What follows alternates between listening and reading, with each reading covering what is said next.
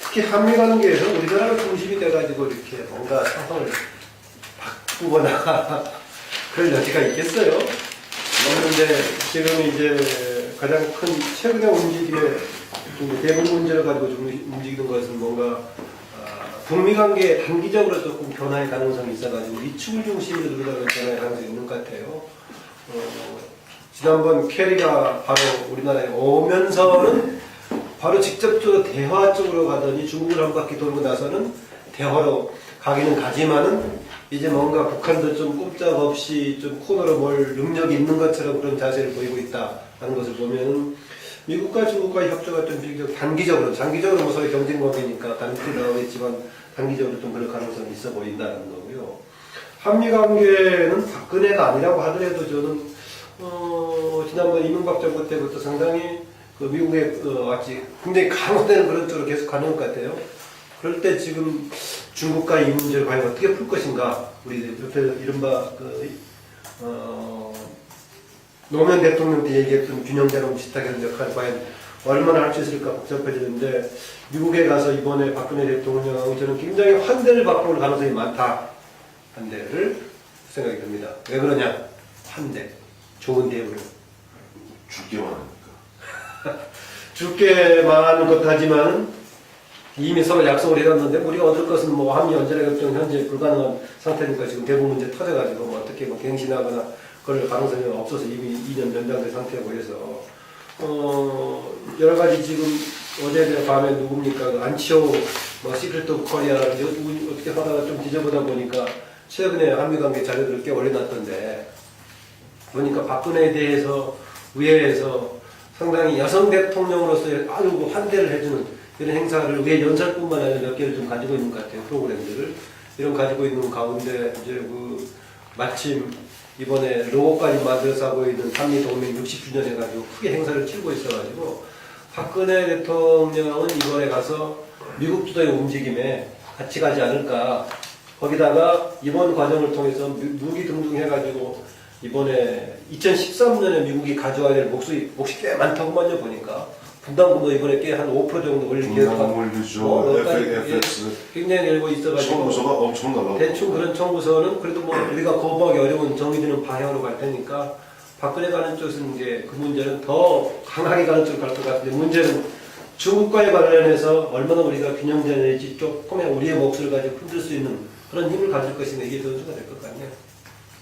말씀하신 대로 보면 이번에 이제 켈리가 돌면서 제3 우리가 느꼈던 것은 결국 한반도의 운명은 과거에도 그랬고 옛날 키신저 주올레 때도 그랬고 지금도 마찬가지고 미중 간에 그다음에 미소 간에 특히 이제 한반도는 미중 간에 어떤 빅플레이 큰 게임에 어떻게 우리가 들러리서는 좀 씁쓸함이 남고 무엇보다 지금 미국과 중국은 아까 우리 김만원 박사님 말씀대로 이제는 보면 가장 경제적으로 친밀하면서 또 나름대로 태평양을 놓고 협조하는 척하면서 패권을 놓고 다투는 그런 미묘한 이중 삼중의 구조 속에서 그 사이에 우리 남북한이 껴있는 상태, 이런 상태에서 미국은 한중일 삼각동맹을 좀 더 공고히 하는 건데 우리 흔히 이제 피보트 에이시아라고 하지 않습니까? 아시아로 전직 배치하면서 중국을 갖다가 일본으로 해서 한국으로 해서 대만으로 해서 필리핀으로 해서 인도로까지 해서 C자로 중국을 좀 봉쇄하면서 나름대로 좀 길을 들이면서 아직까지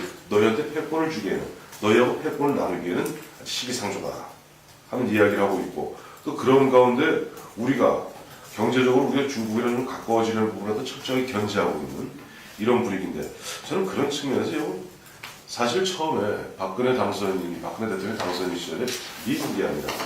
당시 김무성 전 총괄본부장을 갖다가 처음으로 중국에 특사를 보내지 않았습니까? 그건 상당히 나름대로 의미 있는 한 첫걸음이었다. 그리고 아까 우리 김만원 박사 말씀하신 대로 지금 보면 이 남북한 지난 3월 5일부터 지금 정확히 2월 10일에 하고보다 3월 5일부터 이제 보면 북한이 공갈 치면서 긴장이 고조되고 있는 가운데 결국 우리 켈리도 가서 또 이번에 뭐 템씨인가요? 합참의장 똑같이 미국의 최고위층 인사들이 하는 얘기가 중국이 북한을 갖다 누르신 레버리지를 갖고 있으면서 왜 움직이지 않느냐. 우리 한국도 좀 나서라. 라고 얘기하고 있어요. 마치 남의 이야기하듯이. 그렇다면은 왜 박근혜 대통령은 첫 방문지를 굳이 관례적으로 미국을 갔었을까? 차라리 정말 그렇다면은 중국을 먼저 가는 것도 심각하게 고려해 볼 필요가 있지 않았을까 하는 생각을 해봐요. 왜냐니까 이제 언제까지나 한미동맹 60주년이라는 틀 속에서 우리는 미국이 하라면 하라는 대로 그저 마냥 따를 수밖에 없는 그 숙명까지 따를 수밖에 없는 그런 운명을 갖다 그냥 체념적으로 받아들이는 것.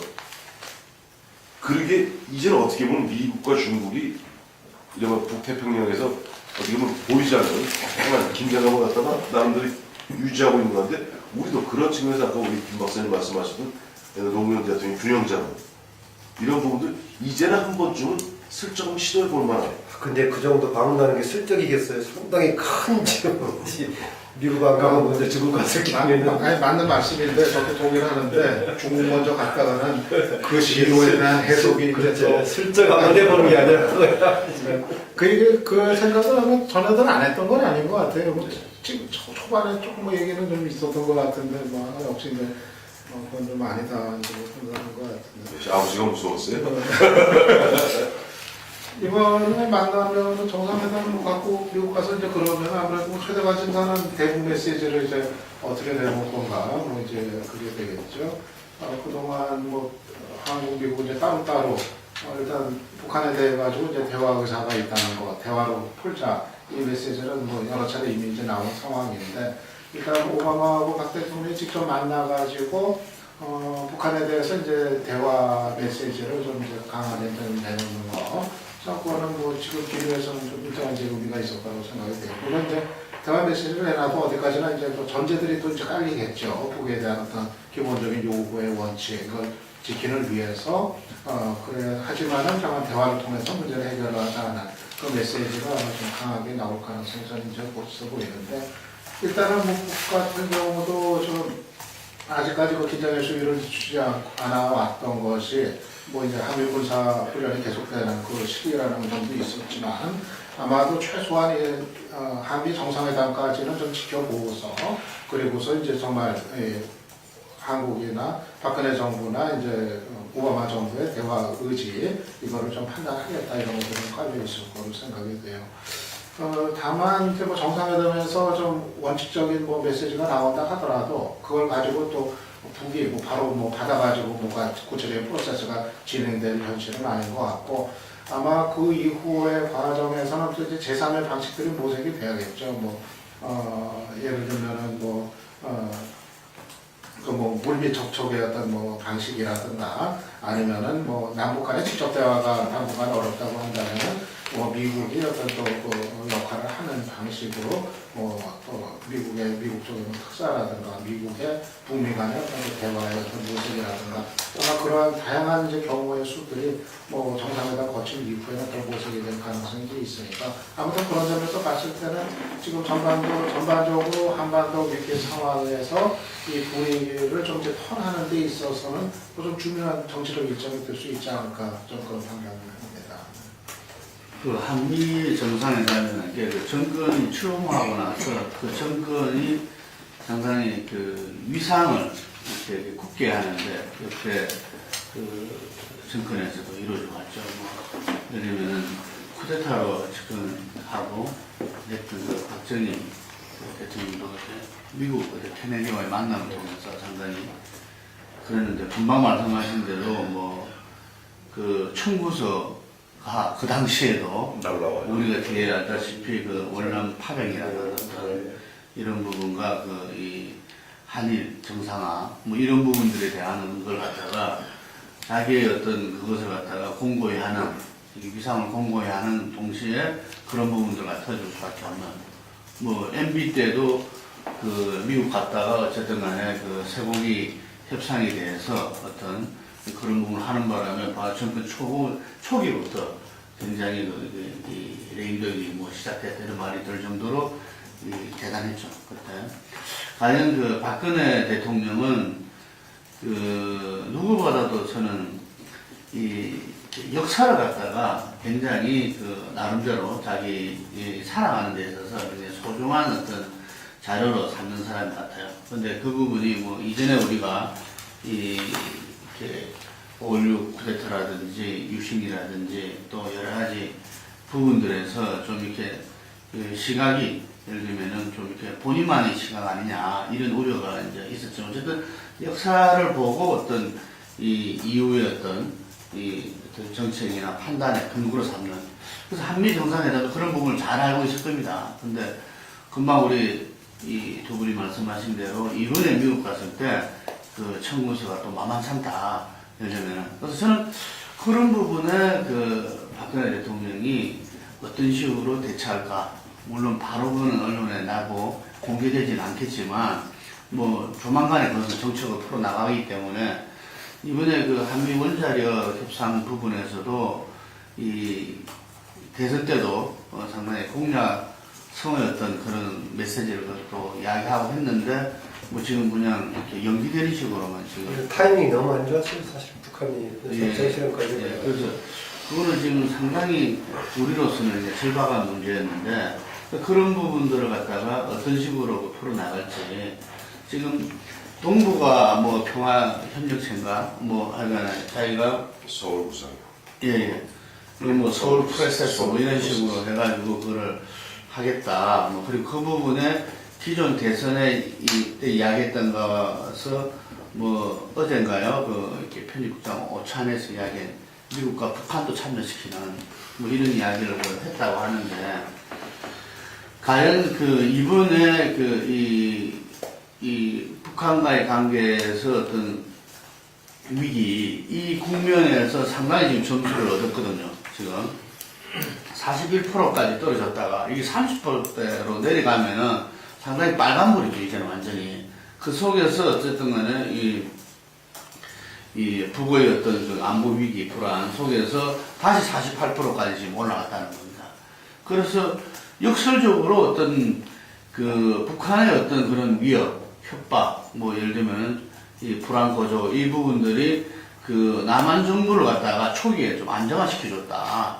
예, 뭐 이런 역설이 지금 이제 등장했어요. 우리가 이전에 어떤 언제죠? 그 7.4 공동성명이 어쨌든 뒤에 드러났잖아요. 이 문서 제안 그게 풀리면서 그게 그 북과 남한 쪽에 서로 어쨌든 간에 정권 간의 어떤 적대적 공정관계였죠. 예, 적대적 공정관계가 서로 간에 그 문서로 그게 나타났었어요. 그 마찬가지로 지금 상황이 북은 북대로 어떤 김정은 체제가 좀 공고화되는데 상당히 지금 이런 위기상 이런 부분들이 긍정적으로 작용하고 있잖아요. 자기 그 위상을 공고히 하는 데 있어가지고. 근데 역설적으로 여기에서도 어쨌든 간에 결과적으로 그렇게 드러났다는 이야기죠, 이게. 그래서 이게 뭔가 좀 취약한 정권은 예를 들면 뭔가 위기와 불안 속에서 이게 운명을 가야 되는 것인가.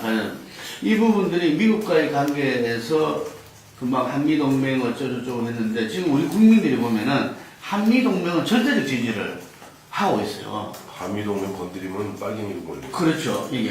그래서 북한과의 관계는 상당히 전향적인 생각을 갖고 있는 사람들도 예를 들면은 이 어떤 평화적인 어떤 이 가정 해결을 해야 된다는 사람들도 한미동맹에서는 그 사람들도 똑같이 그 절대적 지지를 갖고 있다. 이걸 누구보다 잘 알기 때문에 이 청구서가 그걸 누구보다 미국이 잘 알죠. 예를 들면 미국이 우리 민심을 갖다가 우리나라 국민들의 민심을 누구보다도 가장 정확하게 저는 늘 조사하고 체크하고 이 오피니언 리더들 체크하고 뭐 이러고 있다고 보거든. 누구보다 잘 알기 때문에 제가 제일 우려하는 거는 박근혜 정부의 운명이 자기들한테 달려있다. 이렇게 보는 거 아닌가 볼 수도 있다. 그게 굉장히 제일 이 불안한 걸 갖고 있고 금방 이야기한 대로 캐리 국무장관이 어느 시절인데 지금도 여전히 그게 통하고 있다는 그 이야기인 거죠. 그래서 그런 차원에서 여야를 떠나서 우리 박근혜 대통령이 보다 더 이렇게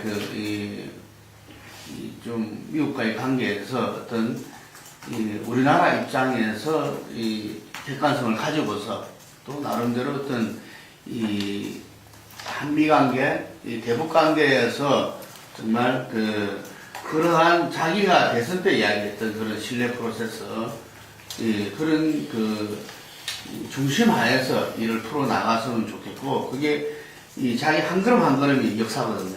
이게 그래서 그런 점에서 어떤 데는 좀 이렇게 그 미국하고도 이렇게 불협화음도 좀 이렇게 오히려 낮다는 이런 부분들이 노출되는 게 오히려 또 이렇게 협상 전술로도 또 필요하고 하지 않나 이런 생각이 들어요.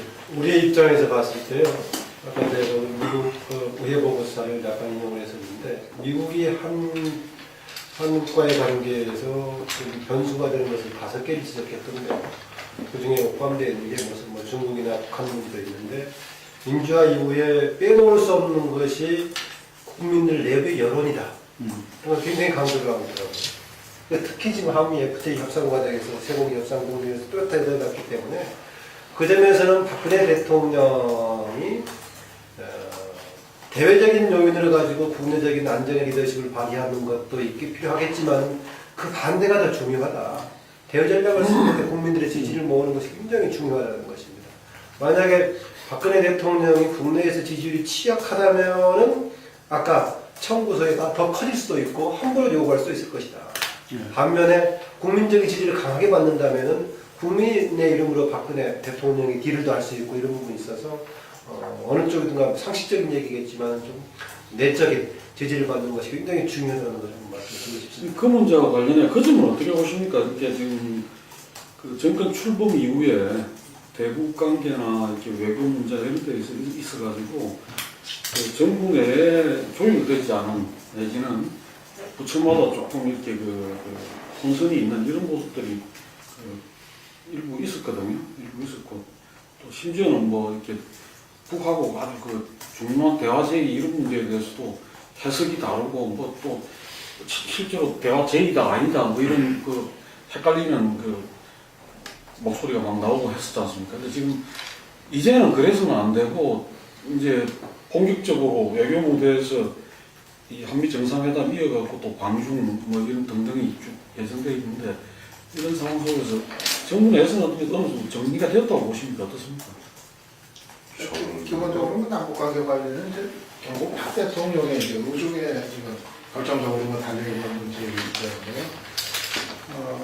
이 문제는 뭐 정부가 되고 말고 할 있을 것 같지는 않아요. 다만 이제 지금 그 과정에서 그런 문제가 한때 이제 문제가 되고 이제 그랬던 게 아무래도 이제 워낙 그동안의 위기 상황 속에서 이 안보라인 중심으로 모든 정책들이 다 논의가 되고 거기서 이제 결정이 되다 보니까는 다 이제 대북 강경 기조의 그 안보라인 쪽에서 결정이 되다 보니까 그거를 쫓아가다가 이제 갑자기 박 대통령이 이제 통일부하고 유기체 장관하고 이제 좀 서로 사인을 주고 받아가지고 내놓은 대화 얘기를 이쪽에서 이제 다르게 이제 오독을 해가지고 뭐 그런 이제 해프닝이라면 해프닝이랄까 문제가 이제 생겨났던 건데 근데 그게 지금 구조에서는 뾰족한 도리는 없는 부분 아닌가 생각이 들어요. 워낙 지금 이 안보라인하고 지금 이 통일 쪽하고 이게 또 상당히 좀 다르고 배경들이 그런 게 있기 때문에 결국은 이제 지금 현실적으로 봤을 때 박 대통령의 지금 의지에 달려있는 문제니까 대통령의 결정으로 굉장히 강한 길 같다는 문제가 아닌가 생각이 듭니다. 우리가 가장 몸을 혼자 쥐고 힘들었다고 생각하는 전두환 대통령 그 당시에도 우리가 이명숙 선배 얘기 들으면 깜짝 놀라고 그랬죠. 관계기관 대책회의. 그래서 사실 관계기관 대책회의하고 우리가 항상 보면 중앙정부 그 당시 안기부가 주도해서 사람들 패는 것만 생각하는데 그렇지 않아요. 보면 그거 가지고 모든 현안이 있다고 관계기관 대책회의 해야 됩니다. 그렇게 하라고 지금 국가안보실을 만들어놨거든요. 이상에다가 얘기만 하면 전화가 오네요. 혹시 유학생 한 거 아닌가? 여보세요? 예. 진짜 그러네, 이상하다. 네네네. 아까 얘기하던 단일화는 28일 날 하기로 했다고 기사했던데요. 그러니까 누가 돼도 하긴 결론은 나야 될 거예요. 한다. 뭘 하니까. 데이원, 데이시원 투표로 그날 결론 내린다고. 그런데 아까 지금 개성공단 당장 현안 관련해서 대북에 지금 실무 회담하자고 제안해놓고서 TF 징계 이번까지 거절하면 중대조치를 취하겠다라는 거였는데 우리가 취할 수 있었어요? 우리가 취할 수 있는 중대조치가 뭔가 모르겠어요. 철수 일단 뭐 철수 진감진이 이야기하는 대로 그거 하려는가? 아니 뭐 학생이 선생한테 항의하다가 안 하면 중대조치하겠다고 학교 안 가버린다든가 이런 거 있을 수가 있을 근데 건데. 지금 개성공단 문제는 뭐 북이 지금 기본적으로 공단 문제를 따로 떼가지고 지금 접근하고 있는 게 아니기 때문에 남북관계 전반의 전체적인 이거에 달려있는 문제이기 때문에 저는 개성공단 문제만 따로 떼서 뭐 이것만 따로 얘기하자 하는 게 뭐 전체성 아니 이쪽도 뭐 꺼내기는 왜 꺼냈겠지만 협동할적으로 나아가지 않겠어요. 이제 중대조치라고 해서 좀 막연하네. 그런데 어쨌든 간에 지금 북한이 지난번 우리가 뭐 4월 15일 기점으로 뭔가 뭐 터뜨리고 그냥 말대로 김여도 빼고 갈 거 아니냐라고 했었는데 그냥 어쨌든 간에 대화 국면으로 진행되는 거 아니겠어요? 근데 그걸 어떤 방식으로 풀어갈 것인가 가지고 나오는 것 같고 그런데 현재로서는 보면은 여러 가지 보도를 보면 중국의 상당히 미국과의 협력 관계가 비교적 최근에는 잘 진행이 되고 있는 것 같아요. 근데 전번에 정세현 장관 전 장관 인터뷰 했었는데 그 양반은 만약에 이제 한미 정상회담 해가지고 자기들이 기대하는 긍정적인 어떤 메시지가 나오지 않고 오히려 이제 압박을 하려고 드는 그런 거로 비칠 경우에는 4월 이거 끝나고 한미 정상회담 지키고 나서 그 뒤에 다시 또 이게 국지적인 도발을 할 수도 있다. 북의 이때까지 행태로 봐서는 그런 말씀을 하시더라고요. 그래서 상당히 한미 정상회담에서 제가 보기에는 어떤 메시지가 나가느냐가 이후 어떤 큰 흐름을 하는데 굉장히 중요할 것 같다. 그리고 바로 이어가지고 북한하고 중국도 또 대화를 지금 그걸 한다는 적이 나왔잖아요. 6자리다 그래서 우다웨이 대표 어떻게 해서 미국 쪽에서 캐리가 전번에 왔을 때 줬던 이야기가 힐러리 초기에 이야기했던 하여튼 평화협정 문제를 좋게 끌어내가지고 할 수 있다는 그런 시그널을 준 거니까 그것도 의미가 있는데 그러니까 지금 당사자들이 다 대화를 원하는 상황은 지금 확인이 사실상 되는 거예요 지금. 그러니까 이제 북 같은 경우도 뭐 전쟁 자체에 지금 사실은 의사가 있다기보다는 결국은 이제 자신들이 원하는 대화를 이끌어내기 위한 최대한의 압박용으로 이제 사용했다는 거가 대략적으로 이제 나타나는 것 같고, 그러니까 우리의 목소리를 이제 들어달라 하는 이를테면 그런 어떤 시위성이고, 그러니까 관심은 결국은 이제 북 같은 경우는 이제 대화였던 거고요. 지금 현재도 그렇고, 그리고 그런데 그런 시위가 영향을 줬단 말이에요, 사실은. 우리 정부나 미국 정부가 그동안은 사실 대화에 대해서 사실은 냉담하거나 지금은 대화의 얘기는 아직은 지금 아닌 거로 그런 분위기였는데, 전체적으로. 상황이 이제 워낙 이렇게 긴박하게 돌아가니까 공개적으로 이제 대화 메시지가 나오고, 그래서 한미 정부도 지금 이제 이제는 대화로 풀 수밖에 없다 하는 공감대가 형성이 된 단계라고 할 수 있겠고, 그래서 사실은 지금 당사자들이 다 대화를 원하고 있는 상황으로 이게 변화가 이제 된 건데, 문제는 이거를 이제 어떻게 정말 대화 국면으로 갈 수 있는 조건을 이제 된 거니까, 구체적인 이제 방법을 이제 좀 찾아내고 모색하는 이런 게 이제 원활하게 이루어져야겠다는 생각이 듭니다. 아까 지나간 얘기인데요. 정세현 전 장관이 했던 이야기, 만약에 여기서 압박을 강화하는 쪽으로 한미 정상회담이 사인이 그쪽으로 갔을 경우에는 다시 한번 국가관 형태로 재개할 가능성이 있다고 했었는데, 저는 그게 우리한테는 굉장히 조금 뭔가 부담을 주는 요인이 되지만은 미국 등의 입장에서 봤을 때 그게 무슨 특별한 사인이 되겠느냐, 행동이라는 것이 그런 생각이 들어요. 그렇죠. 우리한테는 엄청난 부담인데 미국에서는 한국에서 긴장이 고조되는 것 자체가 미국 입장에서 그게 적은만 아니니까. 고맙죠. 미국 입장에 굉장히 고맙죠. 우리가 미국은 우리나라 흔히 얘기해서 미국 외교에서 우리나라는 저 끝에서 찾으면 됩니다. 순서로 따지면 9번째쯤 되는데 미국 입장에서 잘 지금 기억해 보시면 노무현 대통령 당시 우리는 그 당시 뭐 미군들 그 당시과 뭐 플렉스빌리티라고 하나요? 그 전력적 유연성 찾아내서 군대 빼는 게 마치 우리 당시 노무현 정부에서 어떻게 보면 좀 국방 자주권을 찾는 그런 쪽으로 해석을 하고 있는데 이게 사실은 그렇지 않아요. 그 당시에 미국이 2001년부터 이른바 아프간하고 이라크하고 전쟁을 벌이면서 군대를 뺄 필요가 있었기 때문에 빼갔던 것 뿐이에요. 그러다가 이제는 아프간하고 이라크 부분이 어느 정도 안정되면서 다시 중국을 견제하기 위해서 태평양에서 전진 배치가 필요한 시점이기 때문에 피보트 에이시아 그런 차원에서 얼마 전에도 미국 미 국방장관하고 합참의장이 얘기했죠. 전력의 60%를 갖다가 태평양에 배치하겠다고. 좀 배치하기 위해서는 뭐가 필요합니까? 빌미가 필요합니다.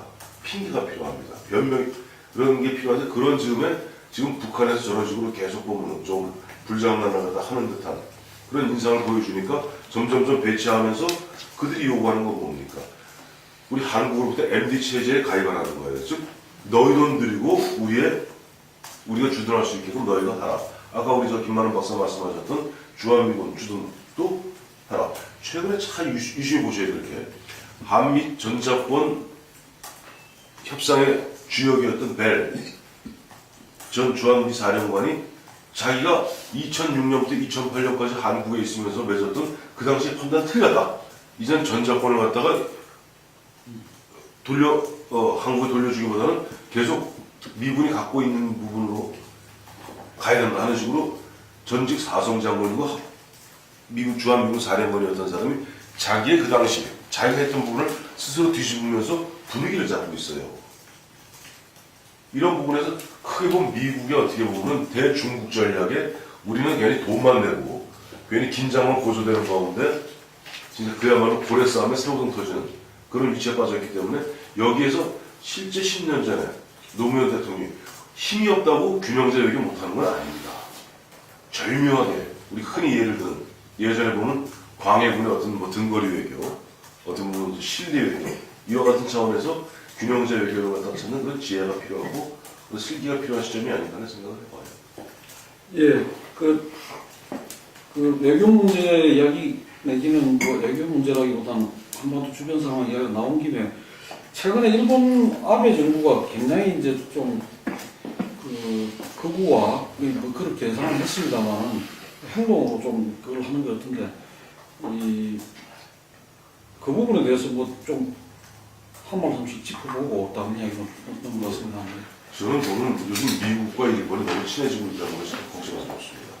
미국과 일본이 급격히 친해지면서 결국 미국은 자기들이 중국을 견제하기 위해서 아시아로 귀환해야 되고 아시아에서 유럽에서의 영국과 같은 역할을 하는 것이 일본이란 말입니다. 근데 일본하고 그동안 좀 소원했거든요. 소원했는데 이제는 일본에 대해서는 다시 전략적 필요성이 좀 증가되는 가운데 일본에 대해서 뭔가 함수 접어주는 뭐 그런 분위기예요. 최근에도 보면은 한일 간에 조금 보면 언쟁들이 오고 가고 할 때 미국 뉴란드인가요? 그 대변인 이야기가 평화적으로 외교적으로 해결해주기 바란다. 그 뭐 하나만 한 이야기에서 일본에게 좀 뭐랄까 조금 사실상 힘을 밀어주고 또 최근에 보면은 G20 재무장관 및 중앙은행 뉴욕에서 있었죠. 거기서도 보면 결국 미국이 주도해갖고 일본의 양적 완화에 대해서 물론 자기들도 양적 완화하고 있으니 그렇습니다만 일본의 편을 우리 같은 경우 우리와 뭐 대만 같은 경우 뭐라고 그랬습니까? 아예 일본이 또 다시 뭐 저렇게 되지 않게 말해서 애마 찍어서 요 주변 국가들 다 거덜내려고 하는 것 아니냐 하는 그런 불평 불만도 일본에 무너뜨리면서 일본에 손을 들어줬거든요. 이러한 어떤 분위기, 어떤 일본과 미국이 급격히 친해지는 가운데 결국은 일본 아베 정권의 그와 같은 뭐랄까 극우적 발언, 어떻게 보면 한국이라든지 심지어는 중국까지를 견제하고 감정을 건드리는 그런 어떤 발언들이 나오는 배경이 아닌가 하는 생각을 해봅니다.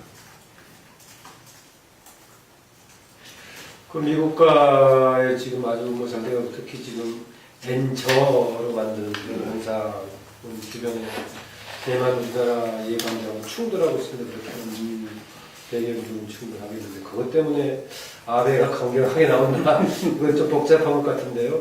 처음에 평상시에 그 아베 신조가 얘기했던 발언에 비해서 지금 새로 이제 총리가 되고 나서는 굉장히 우익화 격정했는데 초반에 기류는 그게 아니었죠.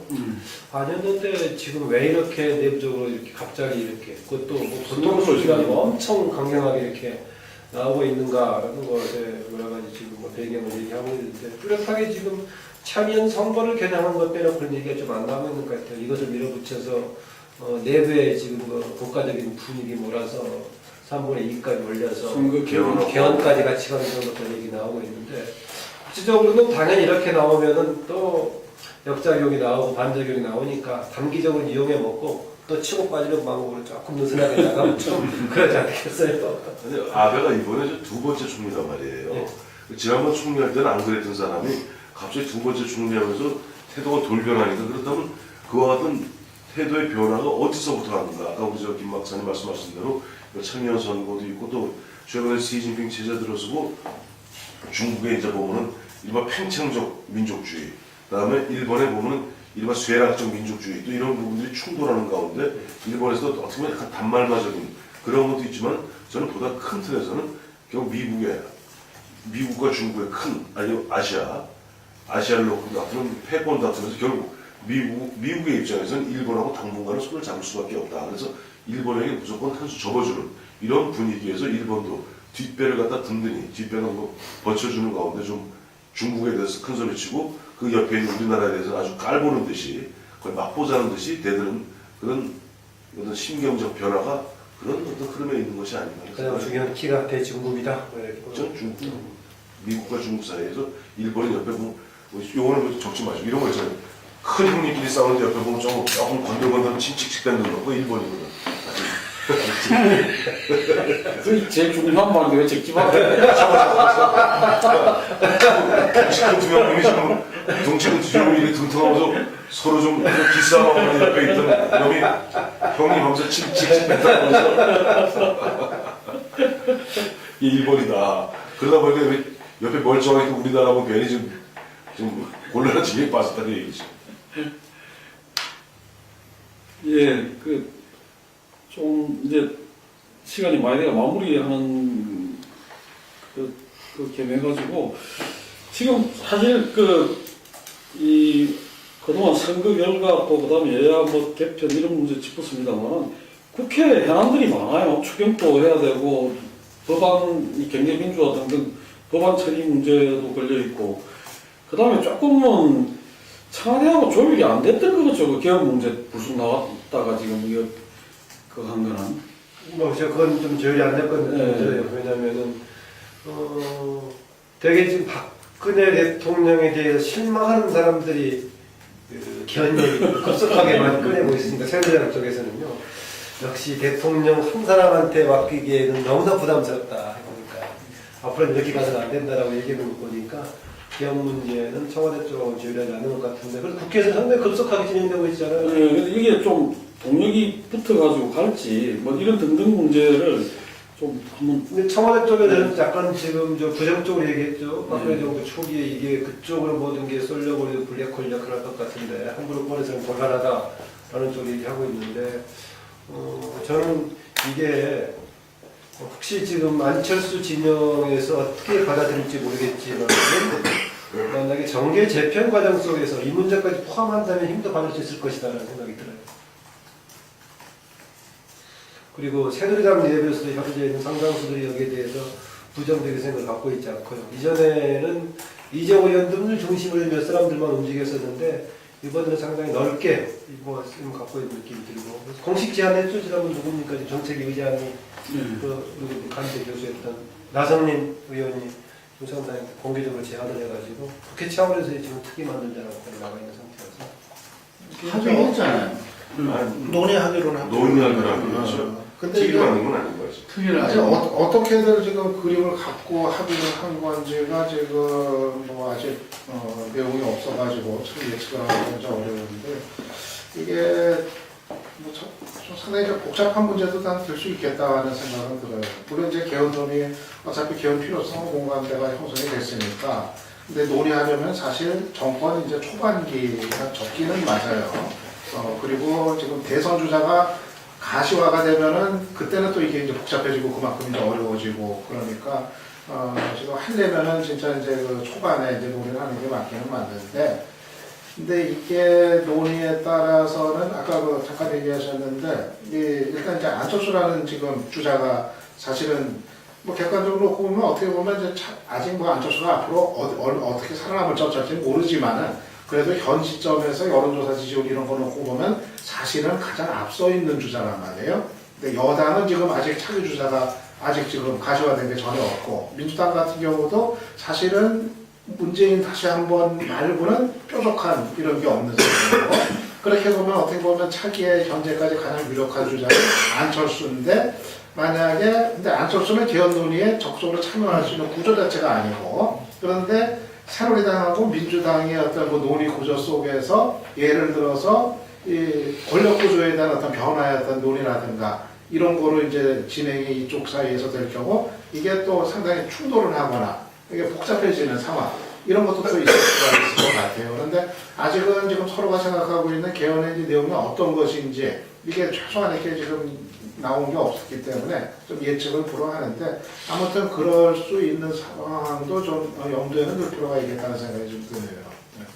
그럼 이제 정권 그 초기에 그 집권 세력은 개헌을 그 원하지 않죠. 그만 말씀하신 대로 박근혜 대통령의 약간 좀 이렇게 뭔가 소원한 사람들이 이 개헌은 어쨌든 국민적인 공간과 정치 세력 등의 공간이 형성돼 있으니까 그런 식으로 했지만 지난 그 정권 시절에도 이명박 대통령 시절에도 이게 거의 국회로 개헌 문제가 일임되면서 김영호 국회의장이 아주 뭐 이렇게 이 정말 열정을 가지고 했죠. 그래가지고 뭐 숱한 과정을 거쳐가지고 이 분권 이렇게 그 대통령제하고 내각제하고 심도 깊게 그걸 해가지고 뭐 이 학자들도 붙고 전문가들도 붙고 또 이렇게 그 국회 특위에서 하고 했지만 결국 그거 뭐 아마 지금 자료로 남아있을 겁니다. 이게 제가 생각하기에는 정권 초반기에 그 노무현 대통령도 마찬가지였고 아마 그 지금 자기들이 생각하는 국정 운영을 갖다가 이 풀어나가는 데도 뭐 이렇게 만만치 않은데 개헌이라는 문제는 금방 말씀하신 대로 현재 대통령제에서 대통령에 대한 어떤 문제가 있다. 여기서부터 출발을 하는 거잖아요, 이게. 그렇기 때문에 집권 세력이 뭐 초기에 해야 된다 하지만 초기에 그 부분들을 주도하지는 절대 안 할 것이고 이게 그래서 청와대 그런 반응도 나온 것이고 제가 볼 때는 이 부분을 이루려면은 이 실제 그 각 정당에서 어떤 현재 그 지도부를 맡고 있는 사람들이 이렇게 그 나서야 된다는데 여건은 그게 만만치 않다. 이게 그래서 제가 볼 때는 우리 유박육께서 말씀하신 대로 차기의 대선 주자의 가능성이 있는 부분들이 어떤 국민 여론과 함께 끌어나가야 되는데 이것도 사실 만만치 않다. 그래서 저는 초기에는 좀 어렵다. 이게 어떤 논의와 어떤 협상, 뭐 특위까지 갈 수는 있겠지만 특위에서 또 뭐 전문가 논의 뭐 이런 부분들은 다 할 수 있겠지만 상당히 그 개헌 문제가 그 어렵고 이것이 어떤 이 전국의 어떤 전환, 어떤 그 시점에서 하나의 이 아젠다로서 제기될 수 있다. 그래서 말씀대로 10월 그 재보선 이후라든지 어떤 그 지방선거 이후에 저는 본격적으로 보면 지방선거 이후에 총선 대선을 앞두고 이게 그 본격적으로 제기될 수 있다. 이렇게 예상합니다. 저는 지금 현재 우리나라가 지금 부차 개정법입니다. 지금 현재 87년. 근데 부채 개정법으로 그래도 26년은 버텨왔거든요. 너무 문제 많죠. 문제 많은 가운데도 역대 헌법 중에 가장 오래된 헌법인데 9차례 그 개정되는 과정을 보면 혁명적 상황이나 구태타적 상황이 아니면 절대 개헌이 되질 않아요. 미국 같은 경우는 수정헌법이죠. 골간을 놔두고 밑에 이제 뭐 한 조 그 시대 상황에 맞게 수정을 합니다. 어메인먼트를 하는데 우리는 리비전을 하죠. 완전히 그 자체를 바꿔서 권력 구조 자체를 바꾼다든가 이런 식으로 얘기하기 때문에 과연 사회적 합의를 갖다가 정상적인 상태에서는 이루기 어렵고 또 그 오래됐단 말, 나갔단 말도 됐죠? 26년이면 아직 젊습니다. 그러니까는 이빨 까먹었잖아. 다시 전화? 나오고 사는 거지. 아니 그래서 보면은 지금 보면 이게 비싼 상황 나오면 견디기 어렵다. 요금 이런 거예요. 지금 아까 국회에서 공을 던지다 국회에서 할 수 있는 게 없어요. 지금 보면 이게 대통령이 발의하거나 개원이 아니면 국회의 과반수 발의죠. 과반수 발의에 3분의 2 찬성이라고요. 과반수 발의면 지금 새누리당 154석인데 그건 사실상 대통령이 몇 명을 주고 있거든. 아무리 반은 주고 있다 그러니까 대통령이 실제 개헌 정국이 벌어지면은 대통령이 모든 걸 주게 되는데 대통령이 좀 초기에 가다 뭐 지금 자기 할 일 바꾸고 좀 누려야 될 것도 있는데 그거 하게 되면 서로 여야 간에 또 사회각계 간에 무슨 우리 영토조항부터 시작해서 환경권 문제, 무슨 문제, 여성의 평등 문제들 수많은 문제들이 마치 판도라 상자 열듯이 튀어나올 텐데 그것을 갖다 함으로써 자기의 리더십을 일일이 하겠는가. 그렇기 때문에 역대 저는 아예 개헌 논의는 항상 보면 그냥 논의만 하는 가운데 또 그냥 이렇게 그냥 흘러갈 가능성이 크다. 그래서 단 한 번의 예외가 있었다면 지난번 노무현 대통령이 때 원포인트 개헌 딱 권력 구조만 하자. 그러니까 5년과 4년 이게 안 맞으니까 이거 하나만 하자.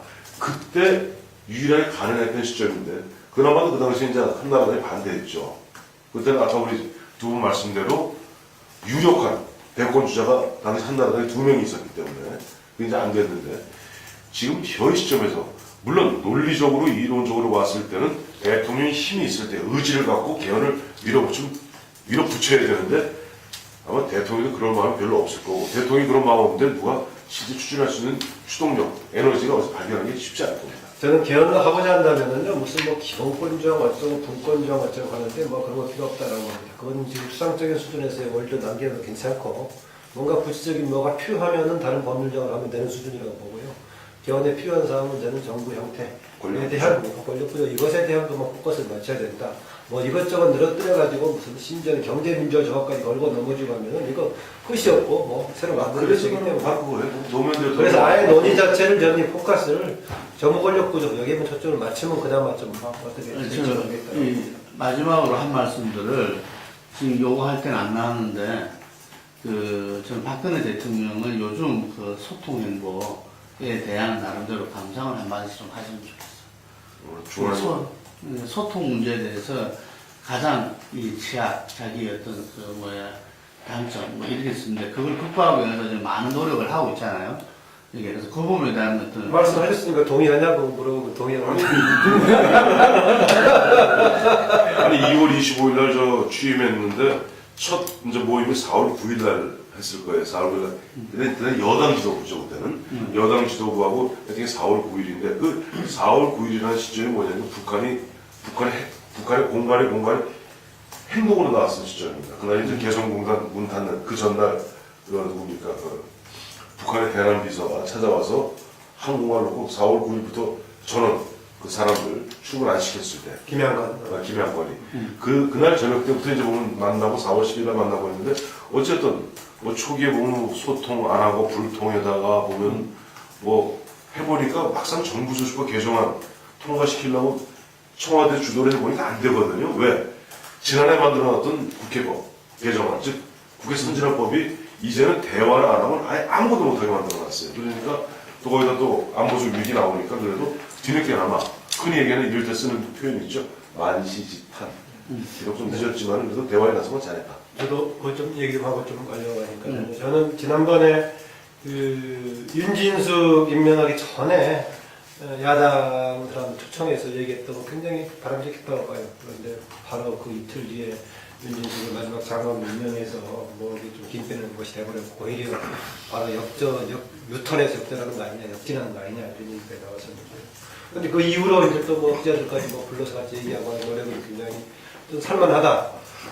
대신 박근혜 대통령이 정치인으로서 굉장히 성공을 해가지고 선거에 왕이 되고 대통령까지 했지만 일반적인 정치 메커니즘은 조금 익숙하지 않더라고 봐요.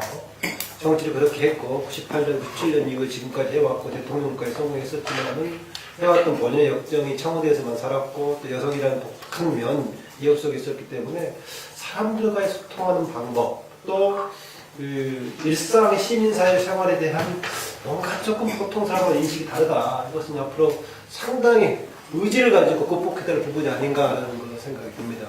그냥 박근혜 대통령의 사람들은 이해가 강하고 많은 생각을 많이 한다고 하지만 부분은 이런 생활들하고 괴리가 있기 때문에 많은 노력이 필요하다. 그 점에서는 지금 현재 본인은 굉장히 그 소통을 하려고 노력하고 있지만 국민들이 보기에도 역시 저는 미진하다고 볼 수밖에 없을 것이다. 그러나 일단 그 방향으로 본인이 성찰하고 시도하는 것은 바람직해 보이긴 그렇습니다. 1분에 끝낼게요. 일단 뭐 여야 정치권하고 소통하려는 시도나 모습은 뭐 바람직하고 긍정적으로 평가가 되고요.